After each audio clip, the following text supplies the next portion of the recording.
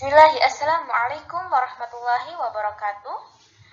Kami dari kelompok 5 akan menjelaskan materi mengenai penggunaan sitasi dalam karya tulis ilmiah.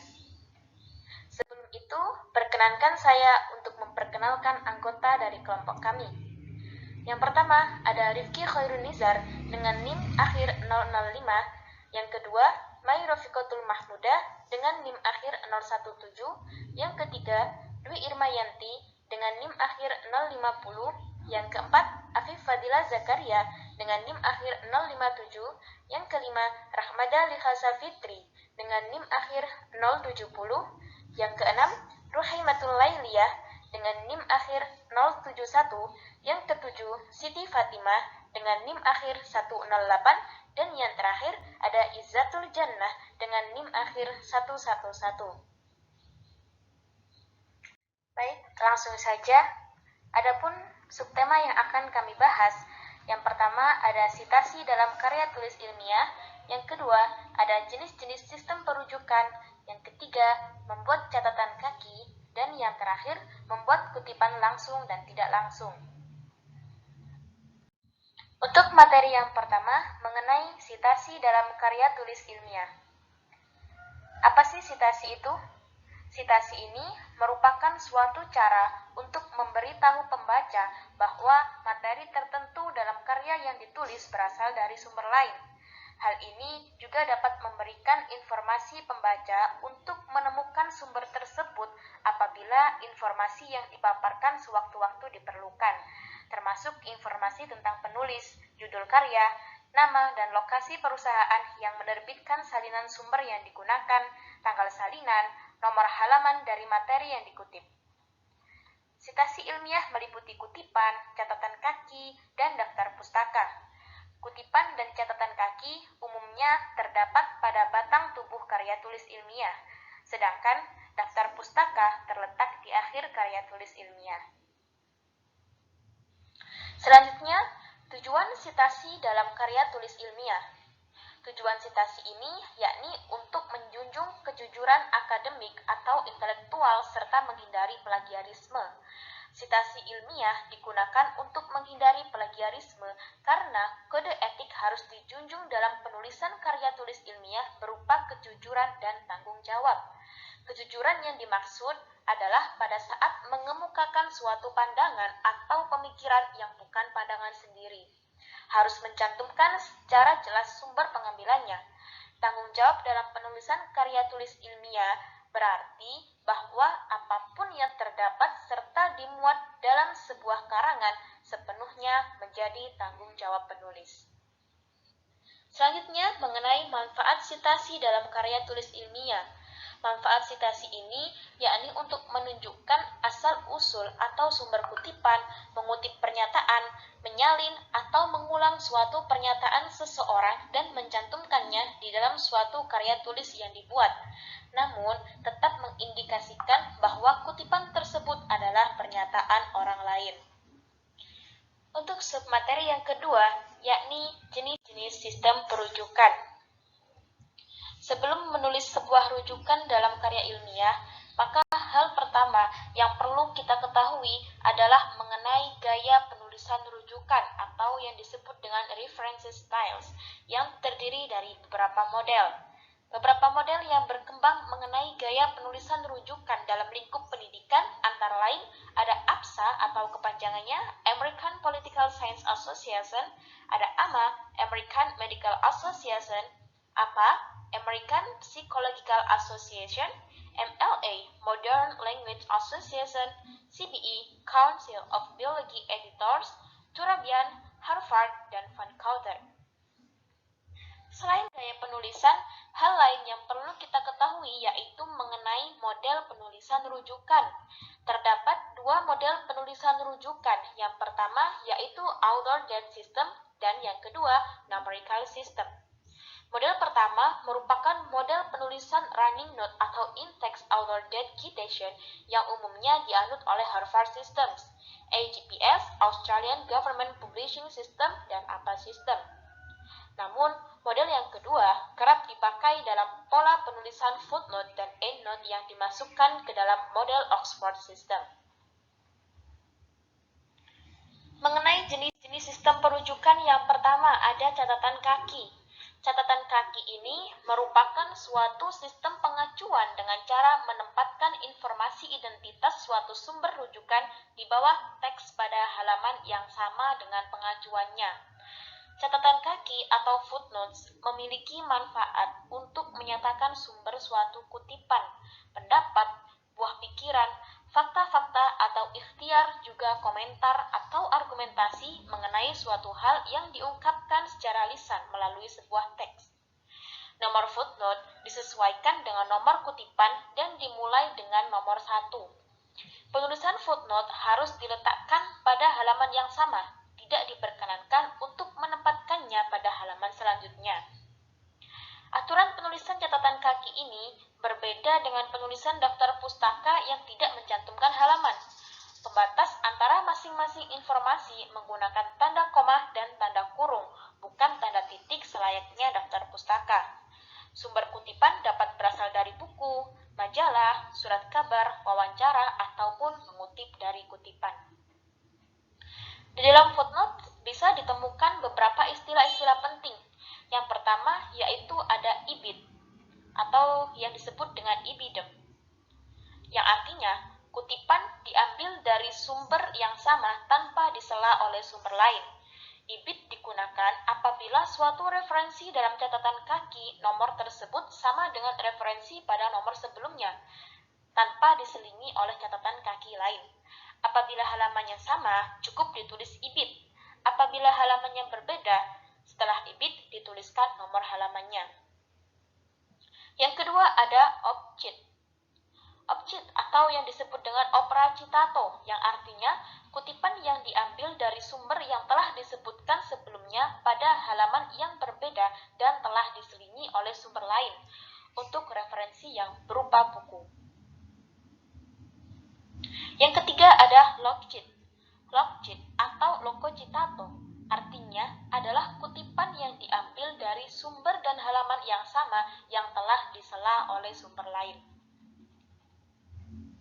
Nah, selanjutnya ada aturan penulisan ibid. Yang pertama, ibid digunakan jika pengutip mengambil kutipan dari sumber yang sama yang telah ada di bagian sebelumnya tanpa diselingi catatan kaki dari sumber lainnya. Dengan kata lain, kutipan tersebut berada tetap di atasnya dan tidak diselingi kutipan lainnya. Yang kedua, ibid tidak dipakai jika ada catatan kaki dari sumber lain yang menyelinginya. Yang ketiga, jika ada catatan yang dikutip halaman bukunya masih sama seperti kutipan sebelumnya, cukup gunakan kata ibid diikuti dengan tanda titik. Dengan kata lain, jika terdapat dua kutipan, keduanya hanya menggunakan kata ibid. Yang keempat, jika yang sudah dikutip sudah berbeda halaman, maka aturan penulisannya ibid titik koma halaman. Yang kelima, ibid ditulis dengan huruf kapital pada awal kata, dicetak miring, dan diakhiri dengan tanda titik. Untuk contohnya, bisa kita lihat seperti yang ada di dalam gambar. Nah, dalam contoh tersebut, footnote yang pertama ada tulisan Sugiono, statistika untuk penelitian, dalam kurung Bandung .2 alfa beta, 2012 tutup kurung, halaman 163. Di bawahnya, footnote yang kedua, ada tulisan ibid, yang artinya penulis mengambil kutipan dari sumber yang sama, yang telah ada di bagian sebelumnya. Artinya, sumber yang ditulis oleh penulis ini sama berada di buku statistika untuk penelitian ini juga.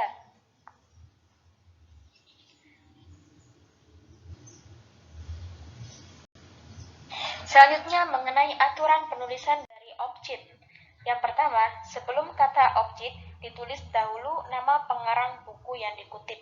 Yang kedua, cukup menulis nama pengarang pertama saja. Yang ketiga, jika sudah ada nama pengarang pertama yang sama dengan referensi yang sudah dikutip, maka ditulis tahun penerbitan buku setelah nama pengarang. Yang keempat, setelah nama pengarang diikuti tanda koma, spasi atau ketukan, dan ditulis kata objek. Yang kelima, kata objek tidak ditebalkan dan tidak digarisbawahi. Yang keenam, tidak ada spasi antara nomor catatan kaki dengan kata objek. Yang ketujuh, huruf O dan C ditulis huruf besar, sementara yang lain ditulis huruf kecil. Yang kedelapan, setelah tanda titik lalu spasi satu ketikan ditulis cit, diikuti dengan tanda titik lalu ditulis tanda koma. Yang terakhir, tulis halaman atau T sesuai dengan bahasa tulisan, kemudian tulis titik atau spasi, lalu tulis nomor halaman. Seperti yang sudah ada dalam contoh. Next, aturan penulisan log sheet. Yang pertama, digunakan jika menunjukkan sumber yang telah disebutkan sebelumnya, tetapi telah diselingi sumber lain. Yang kedua, halaman buku yang dikutip sama. Yang ketiga, log sheet tidak perlu memakai nomor halaman, karena nomor halamannya sama dengan kutipan sebelumnya. Yang keempat, nama pengarang, log sheet. Yang kelima, jika satu pengarangnya ada beberapa buku rujukan yang dipakai, setelah nama harus diikuti judul bukunya. Yang keenam, ditulis dengan huruf kapital pada awal suku kata, dicetak miring, dan setiap suku kata diakhiri titik. Bisa kita lihat seperti yang ada dalam contoh. Selanjutnya, jenis perujukan yang kedua ada catatan akhir. Catatan akhir yaitu perujukan dengan menempatkan informasi rujukan di bagian akhir sebuah karya tulis ilmiah sebelum daftar pustaka. Catatan akhir atau yang biasa disebut dengan endnote hampir sama dengan catatan kaki. Bahkan ketentuan dalam catatan kaki pun berlaku untuk catatan akhir. Endnote atau catatan kaki merupakan keterangan-keterangan atas artikel ilmiah yang diletakkan pada bagian akhir dari artikel. Endnote juga merupakan cara untuk memberi penjelasan dari sebuah kutipan yang berbentuk langsung maupun tidak langsung yang diletakkan dalam artikel ilmiah. Selain itu, endnote berfungsi sebagai penjelasan dari hal-hal penting dan berkaitan erat dalam artikel. Namun, apabila diletakkan dalam teks, akan mengganggu struktur paragraf atau alinea yang ada. Jenis yang ketiga, yakni sistem langsung. Sistem langsung atau yang biasa kita sebut dengan body note ini merupakan sebuah kutipan yang berada di dalam teks. Pada body note memuat nama pengarang, tahun penulisan, dan halaman kalimat yang dirujuk dengan ketentuan nama pengarang yang ditulis harus tanpa gelar. Yang kedua, tahun terbit terletak pada katalog buku. Untuk macam-macam sistem langsung ini ada kutipan langsung dan kutipan tidak langsung. Yang pertama, kutipan langsung. Kutipan langsung merupakan kutipan dengan cara mengambil pendapat secara lengkap dari sumber teks asli. Tidak ada perubahan baik susunan kata ataupun tanda bacanya. Kutipan langsung hanya digunakan untuk hal-hal yang penting saja seperti definisi atau pendapat seseorang yang khas. Yang kedua, kutipan tidak langsung atau parafrase. Kutipan tidak langsung merupakan kutipan yang hanya mengambil isinya saja dan ditulis dengan bahasa penulis sendiri dengan catatan makna yang terkandung tetap sama dengan isi yang dikutip, seperti saduran atau ringkasan. Dalam penulisan kutipan tidak langsung, penulis tidak perlu memberi tanda petik, akan tetapi cukup ditulis dengan menyebut sumber pengambilannya saja. Di sini, saya hanya menyinggung mengenai definisi kutipan langsung dan tidak langsung. Untuk lebih jelasnya lagi, kami akan menjelaskan di submateri yang terakhir. Untuk submateri yang kedua, yakni membuat catatan kaki. Dalam membuat catatan kaki atau footnote ini tidak serumit seperti yang kita pikirkan. Dengan memanfaatkan teknologi, untuk saat ini sangat mudah membuat catatan kaki, yaitu dengan fasilitas Windows seperti Microsoft Office Word. Catatan kaki bisa dibuat secara otomatis dan perlu dilakukan pengaturan pada komputer atau laptop yang kita gunakan. Berikut ini adalah merupakan cara atau langkah-langkah membuat catatan kaki di Microsoft Office Word. Yang pertama, tempatkan posisi kursor pada suatu tempat di mana akan dibuat catatan kaki. Yang kedua, klik menu reference, kemudian pilih icon insert footnote, atau bisa juga dengan menekan tombol Alt plus Ctrl plus F, maka Word akan menuju ke bagian bawah halaman. Yang ketiga, isi bagian bawah halaman tersebut yang akan diberikan sehubungan dengan catatan kaki. Yang keempat, untuk kembali ke tempat footnote, klik icon show notes. Yang kelima, untuk menuju footnote yang berikutnya, klik icon next footnote. Dan yang terakhir, ini merupakan contoh hasil penulisan footnote menggunakan Microsoft Office Word. Ada di slide berikutnya. Untuk selanjutnya, ada beberapa macam sumber rujukan serta cara penulisannya pada catatan kaki. Yang pertama, untuk rujukan dari kitab suci, seperti Al-Quran. Apabila kita mengutip dari ayat Al-Quran, maka penulisan catatan kakinya dituliskan yang pertama nama surat, yang kedua nomor surat diletakkan dalam kurung siku, yang ketiga nomor ayat setelah tanda baca titik 2, dan yang keempat titik. Seperti pada contoh. Yang kedua, dari Bible. Apabila kita mengutip dari ayat Bible, maka penulisan catatan kakinya yang pertama kita tuliskan nama kitab atau pengarang kitab. Setelah itu nomor pasal setelah tanda baca koma. Setelah itu nomor ayat setelah tanda baca titik 2, dan yang terakhir titik. Seperti yang ada pada contoh.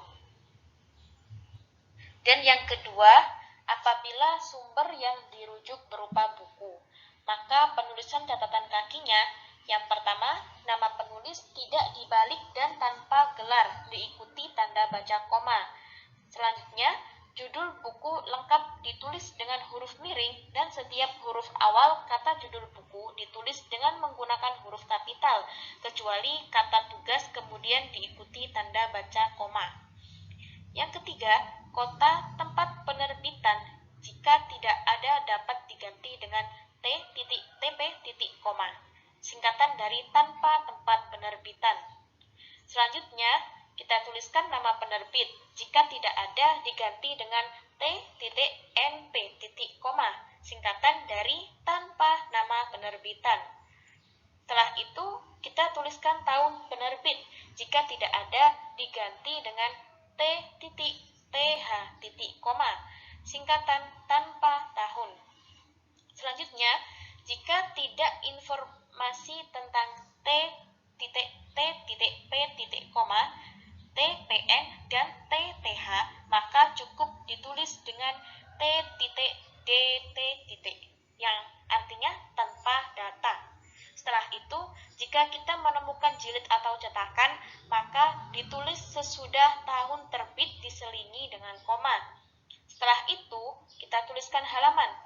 Dapat ditulis dengan menggunakan huruf H, lalu diikuti oleh tanda titik. Yang terakhir, kita tuliskan nomor halaman, ditulis dengan menggunakan angka. Bisa kita lihat seperti di contoh. Yang ketiga, penulisan catatan kaki yang ditulis lebih dari satu orang penulis. Jadi cara penulisannya, yang pertama, jika penyusunnya 2 orang, maka nama kedua penyusun itu ditulis dan dihubungkan dengan kata dan. Yang kedua, sementara jika penyusun 3 orang atau lebih, maka cukup nama penyusun pertama saja yang ditulis diganti dengan kata et al atau DKK, singkatan dan kawan-kawan. Bisa kita lihat seperti yang ada di contoh. Yang keempat, penyusun adalah editor. Apabila penyusun adalah editor, maka setelah nama penyusun ditulis kata ed, singkatan dari editor. Selanjutnya, jika editor lebih dari 1 orang, maka ditulis kata eds, singkatan dari editor. Bisa kita lihat seperti yang ada di contoh. Yang kelima, penyusun adalah penghimpun. Apabila penyusun adalah penghimpun dan sekaligus penerjemah, setelah nama ditulis kata pengh atau ditambah pent di antara tanda kurung ada di contoh. Yang keenam, jika penyusun adalah suatu perhimpunan, lembaga, panitia, atau tim, maka dituliskan nama perhimpunan atau nama lembaga atau nama panitia atau nama tim itu, seperti yang ada di contoh. Yang ketujuh, tanpa nama penyusun. Apabila buku yang dirujuk tidak terdapat nama penyusunnya, maka langsung saja kita tuliskan judul bukunya. Bisa kita lihat seperti yang ada di contoh. Yang kedelapan, apabila buku yang dikutip berupa buku terjemah.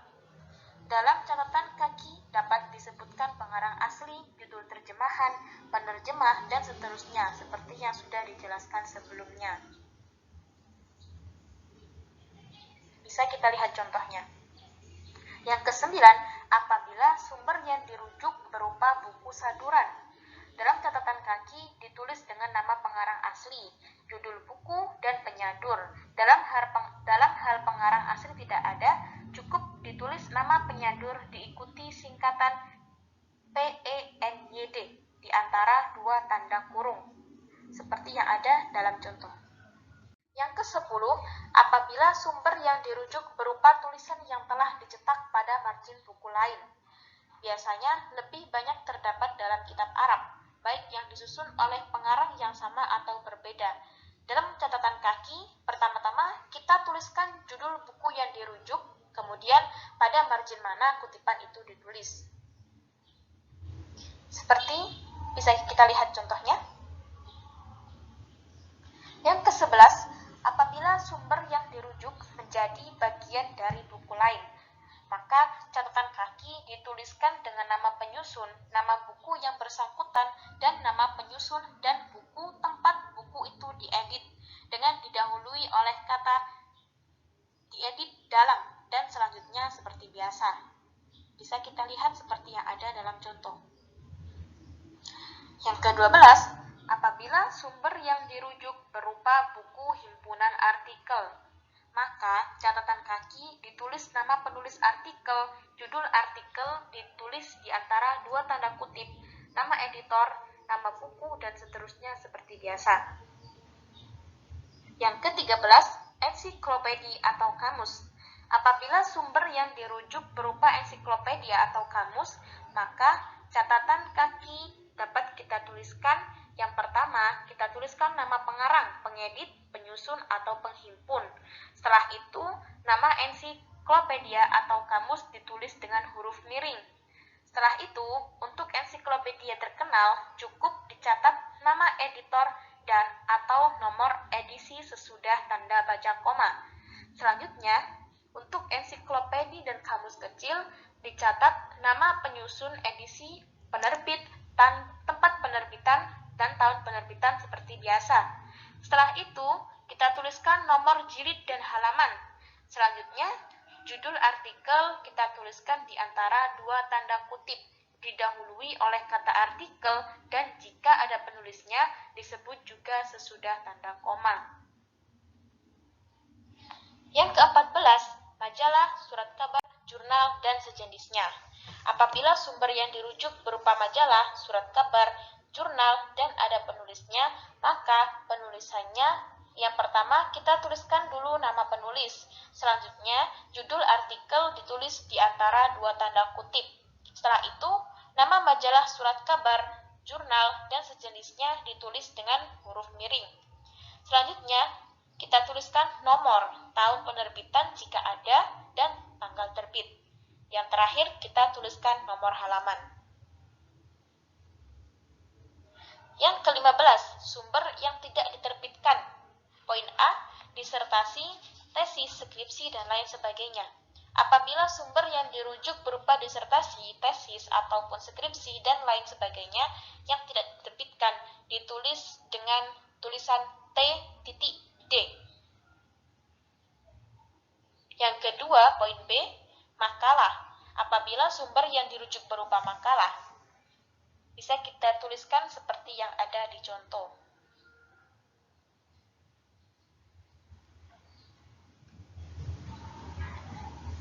Yang ke-16, manuskrip, dokumen, dan surat. Poin A, ada manuskrip. Apabila sumber yang dirujuk buku yang masih dalam bentuk manuskrip atau naskah, penulisan catatan kaki ditulis dengan nama penyusun jika ada, nama buku, kode naskah, tempat penyimpanan, dan serta nomor halaman. Poin B, dokumen dan surat. Apabila sumber yang kita rujuk berupa dokumen atau surat, maka penulisan catatan kakinya adalah sebagai berikut. Nah, seperti yang bisa kita lihat di contoh. Kita cantumkan penulisan surat.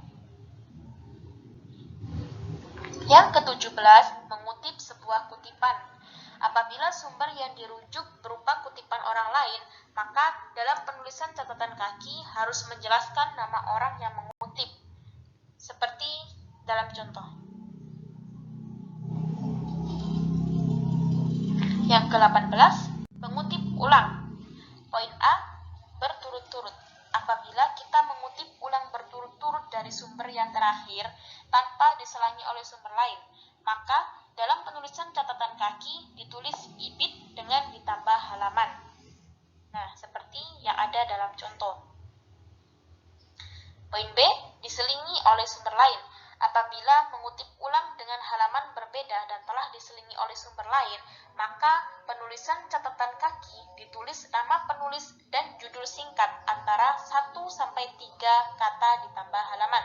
Sementara apabila halamannya sama dan telah diselingi sumber lain, dalam catatan kaki ditulis nama penulisnya dan judulnya. Poin C, mengutip peraturan perundang-undangan. Apabila sumber yang dirujuk berupa suatu ketentuan peraturan perundang-undangan, maka catatan kaki dituliskan dengan induk perundang-undangan, kemudian disebutkan juga pasalnya. Yang ke-19, mengutip istilah penting. Apabila mengutip istilah penting dan konsep serta pendapat belum rinci atau tidak umum, maka ditulis kata kuncinya dengan huruf miring, kemudian dilanjutkan dengan penjelasan penulis yang mudah dipahami secara umum. Yang ke-20, mengutip pidato, wawancara, dan observasi. Poin A, pidato. Apabila sumber rujukannya berupa pidato, maka dalam penulisan catatan kakinya harus disebutkan acara dan tanggal pidato. Poin B, wawancara. Apabila sumber yang akan dirujukkan berupa wawancara, maka dalam penulisan catatan kakinya harus disebutkan nama orang yang telah diwawancarai serta tempat dan tanggal dilakukannya wawancara. Poin C, observasi. Apabila sumber yang dirujuk berupa observasi, maka penulisan catatan kakinya harus disebutkan dengan nama kegiatan observasi, objek yang telah diobservasi, dan tempat observasi, serta tanggal dilakukannya observasi tersebut.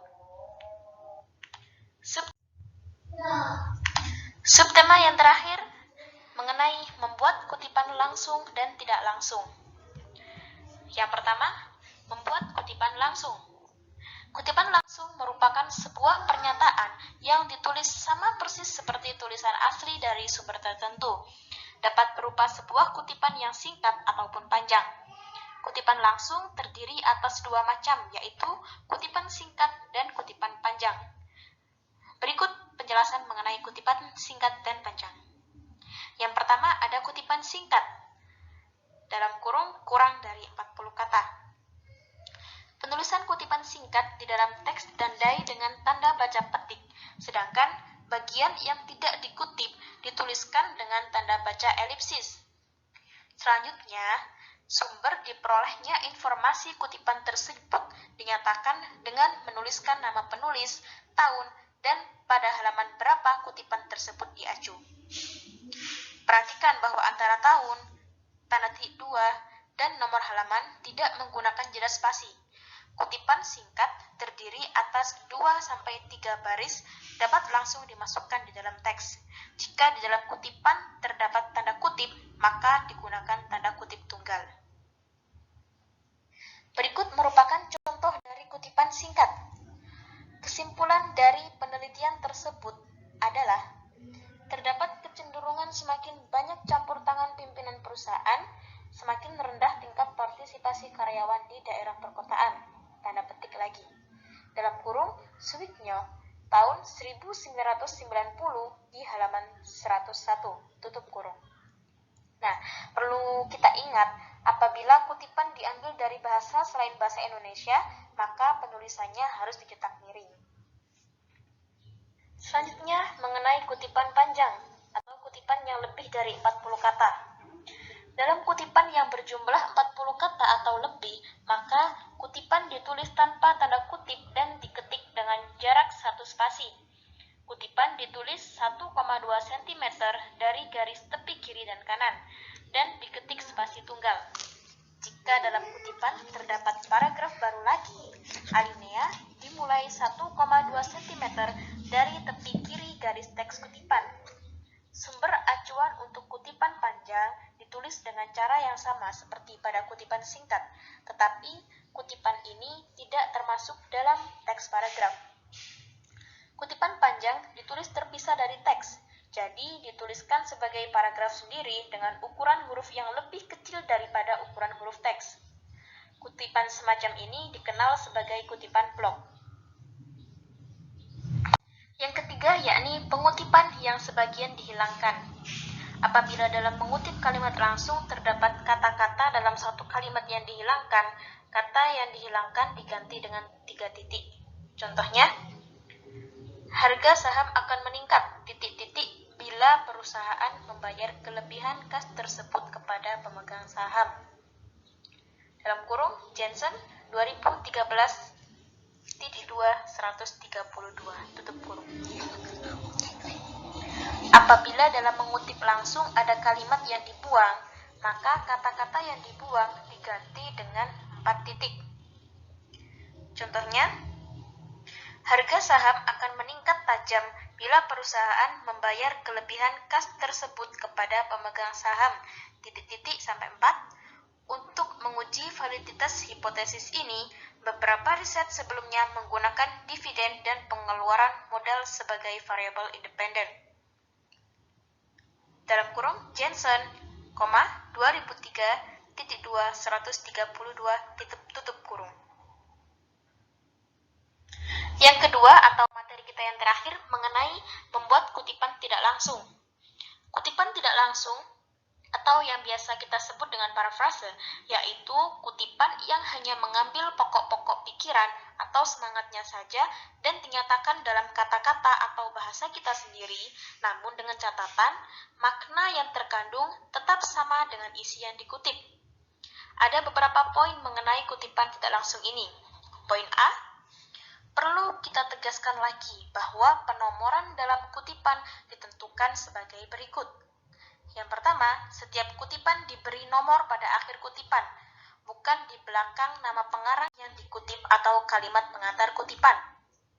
Yang kedua, kutipan dibuat secara beruntun pada setiap bab, namun juga diperbolehkan berurutan secara menyeluruh pada semua bab dalam karangan tersebut.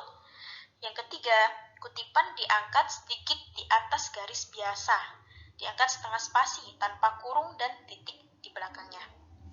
Poin B, kutipan tidak langsung dibagi menjadi 2 bagian, yakni yang pertama, kutipan tidak langsung pendek atau short indirect quotation adalah kutipan tidak langsung yang terdiri dari 1 alinea atau kurang.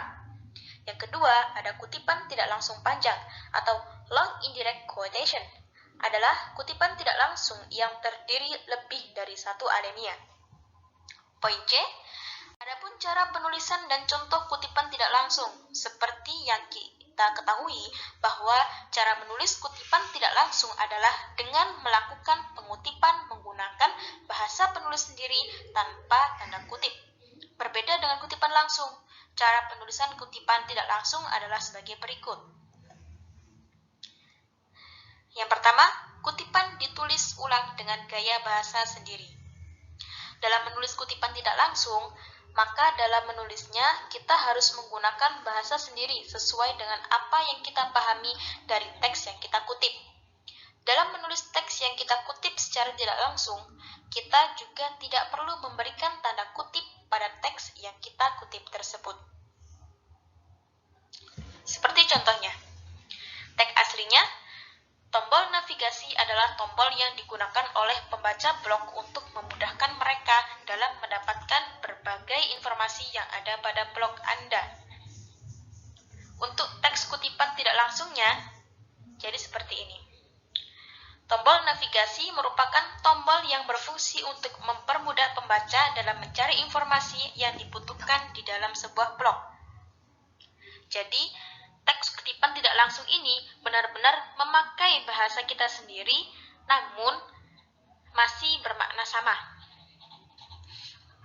Yang kedua, diakhiri dengan nomor kutipan dan tidak menggunakan tanda petik.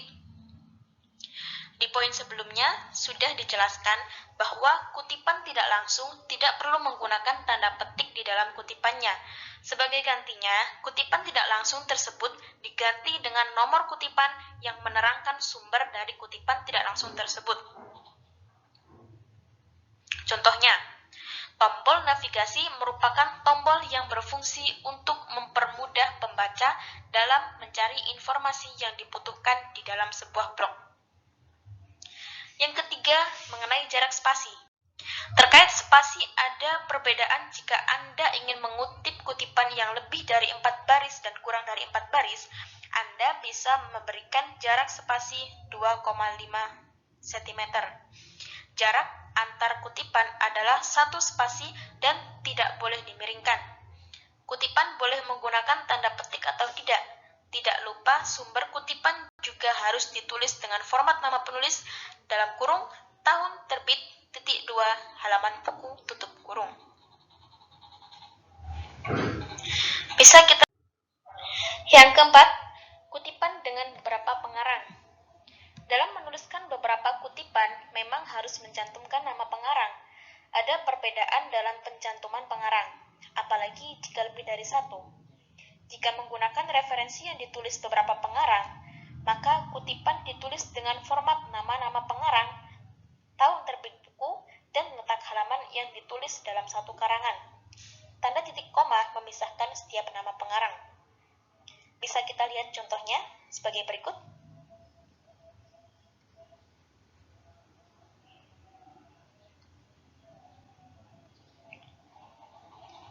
Dalam penulisan nama pengarang, perlu diperhatikan letak tulisan. Kutipan dengan nama pengarang ditulis sesudah kutipan. Untuk menuliskan kutipan tidak langsung, buat kalimat pengantar yang sesuai dengan topik kutipan yang Anda ambil. Kemudian, tulis nama akhir pengarang, tahun terbit, .2, dan nomor halaman di dalam kurung. Seperti contoh berikut. Baik, mungkin hanya itu. Kita sudah sampai pada materi yang paling akhir. Selanjutnya, kesimpulan dari materi yang kami sampaikan, yakni dalam proses pembuatan karya ilmiah akan lebih baik jika dilengkapi dengan sumber-sumber perujukan, seperti catatan kaki atau yang biasa kita sebut dengan footnote, catatan akhir atau endnote, serta kutipan langsung dan tidak langsung. Ketiga unsur ini memiliki peran dan fungsinya masing-masing. Salah satu fungsi dari ketiga unsur ini yaitu sebagai penghargaan atas pendapat dan karya orang lain sekaligus sebagai perujukan bagi pembaca. Dalam sebuah karya ilmiah, biasanya kutipan dapat ditemukan dalam teks bacaan. Akan tetapi, kutipan juga bisa ditemukan pada catatan kaki. Catatan kaki terbagi menjadi dua jenis, antara lain footnote dan endnote. Footnote terletak di bagian bawah halaman dengan ukuran teks yang lebih kecil.